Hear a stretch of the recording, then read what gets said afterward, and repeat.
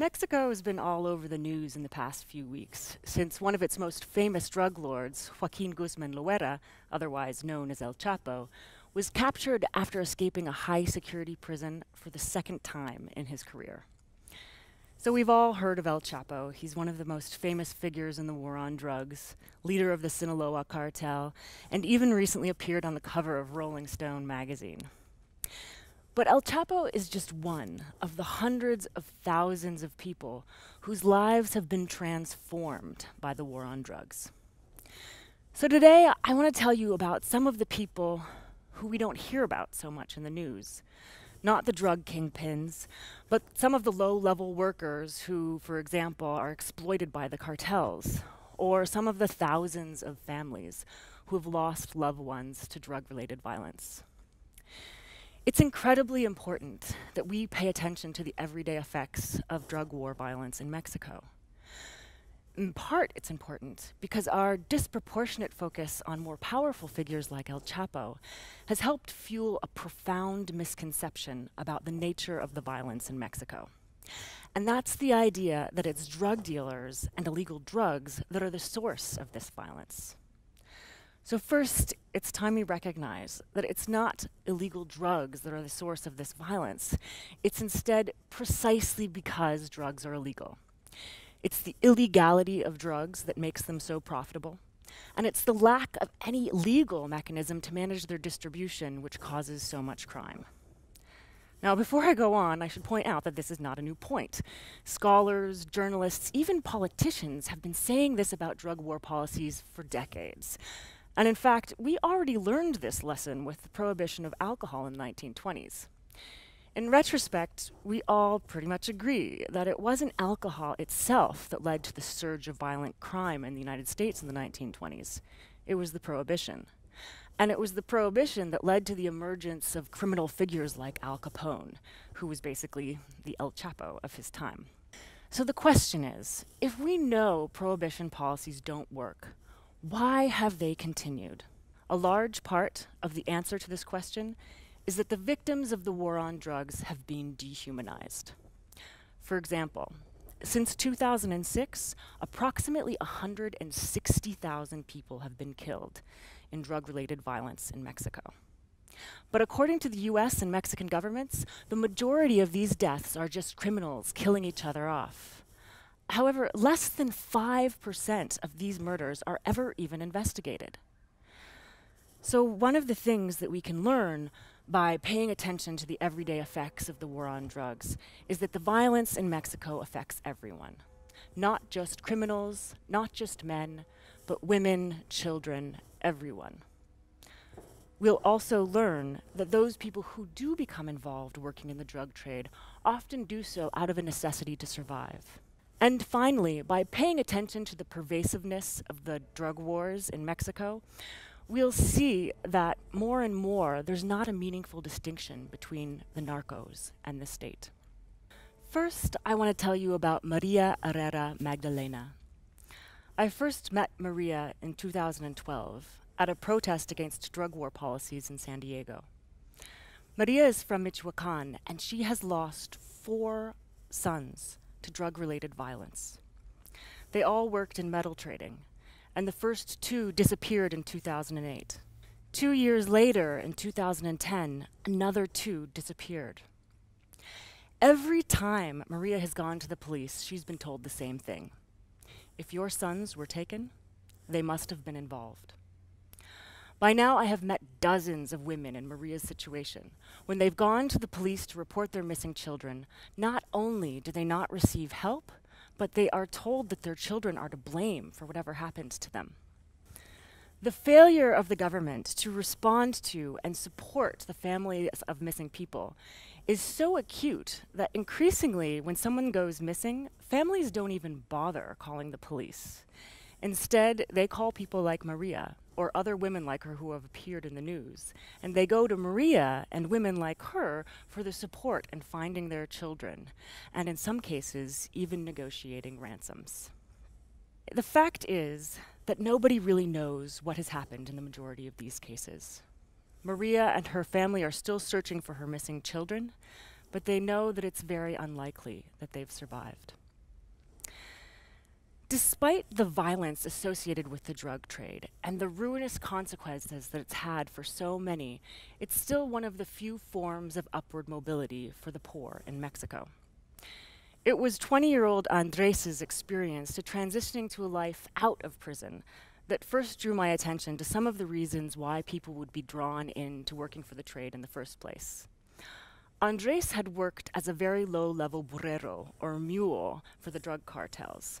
So his job was basically to transport drugs or money from one point to another, and sometimes across the border. He was eventually caught trying to take a large shipment of drugs across the border, which is how he went to jail. When he first got out of jail, he swore he was not going to get involved with the drug trade again. According to Andres, he'd had a fairly traumatizing experience in prison, and he said that he felt that it just wasn't worth the risk getting involved again. So he started working in the kinds of jobs that were available to him in this region. For a few months, he hauled rocks for municipal road crews. For another few months, he cleaned fish for local fishing crews. But he found that ultimately he was just not able to support his family working these jobs. Mexico has one of the lowest minimum wages in all of Latin America, so this is not a situation that's unique to Andres. What he found was he wasn't able to feed his family, which at the time he was trying to support his mother, his girlfriend, and his 2 children. This was also a huge hit to his self-esteem, not being able to provide for his family, which was compounded by the fact that a few months later, his girlfriend left him. This, as well as the fact that he was facing increasing pressure from his bosses, his old bosses, to return to his work in the drug trade, finally led him back into his life as a narcotraficante, a narco-trafficker. But it's not just economic reasons that draw people into the trade. There's also an important cultural context that needs to be taken into account. And I think the best example of this cultural context is the phenomenon of the narco corrido. So corridos are a genre of folk song or ballad that used to celebrate the lives and deeds of revolutionary heroes, like Pancho Villa, who was a popular lower-class military leader of the Mexican Revolution. But contemporary corridos tell the story of the lives of the men and women working in the drug trade on the border. And the musicians who play these songs and write these songs often dress up to impersonate powerful drug traffickers, with gratuitous displays of wealth and sometimes carrying around big guns. It's actually hard to exaggerate about how popular these songs are in northern Mexico especially. In the village where I've been doing research for the past 10 years, I have a neighbor named Cecilia, who's 7 years old. And she knows off by heart the lyrics to dozens of corridos. And she'll often dress up to impersonate narco-traffickers when she's playing with her brothers and sisters.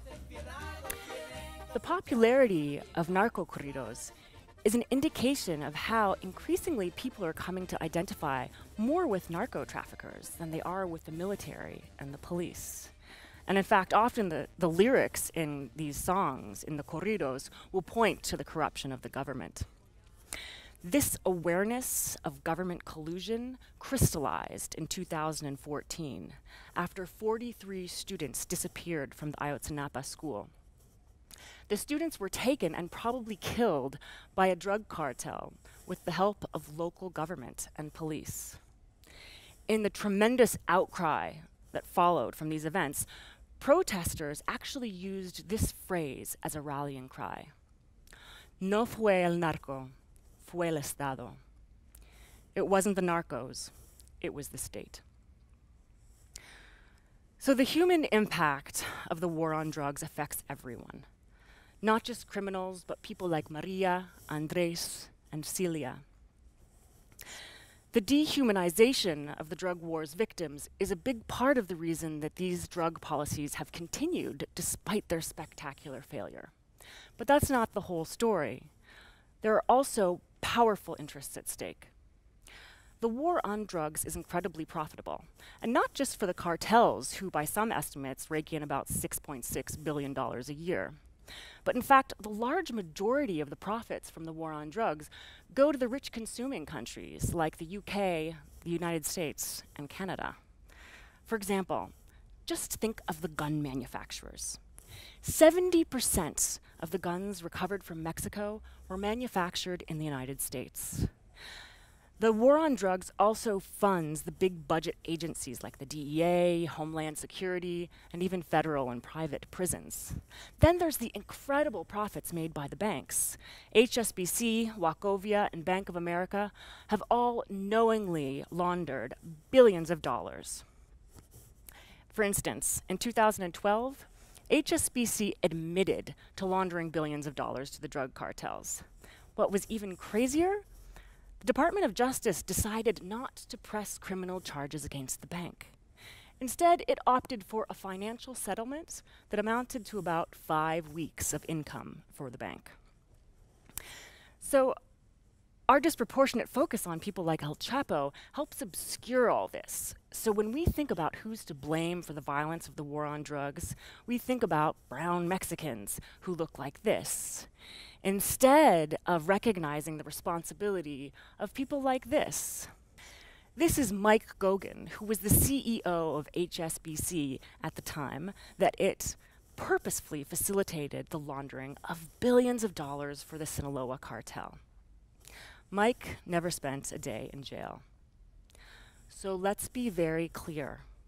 Since 2006, approximately 160,000 people have been killed in Mexico because of the war on drugs. And while Mexico has taken the brunt of this violence, this is a problem that affects all of us. There are millions of people incarcerated all over the world because of drug war policies. Addiction ruins lives. But the war on drugs ruins many, many more. So where do we go from here? Well, many Mexicans are saying, basta, enough with the war on drugs. People like Maria have devoted their lives not just to finding out what happened to their missing children, but they've also taken to the street to protest drug war policies and government corruption. They are demanding changes to the policies that have helped create so much violence in their region. Their suggestions have been on the table for some time now. Legalize drugs, stop the flow of weapons from the United States, and start putting money into public health initiatives that can actually address problems with addiction. While these suggestions aren't new, it's time that we finally listen.